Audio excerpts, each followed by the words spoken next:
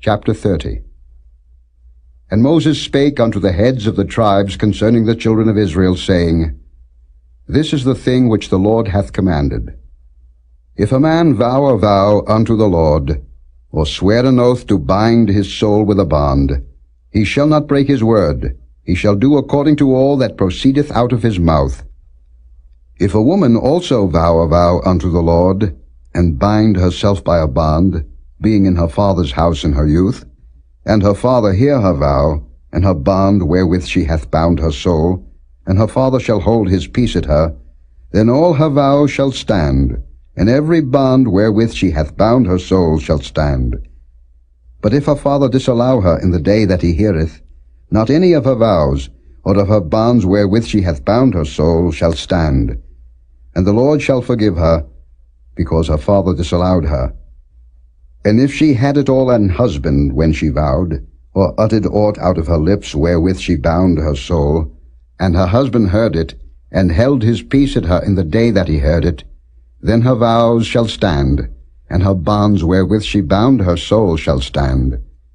But if her husband disallowed her on the day that he heard it, then he shall make her vow which she vowed, and that which she uttered with her lips, wherewith she bound her soul, of none effect, and the Lord shall forgive her.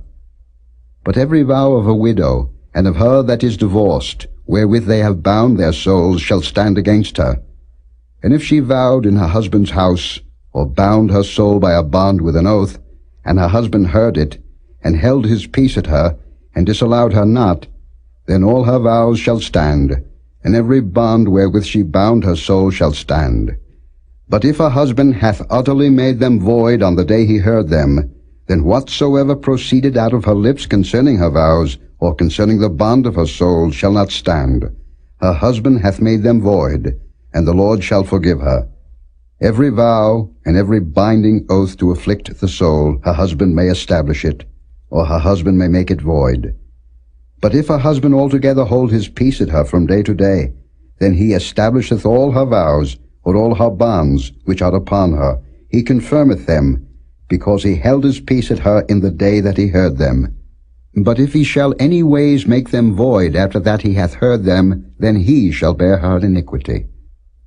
These are the statutes which the Lord commanded Moses between a man and his wife, between the father and his daughter, being yet in her youth in her father's house.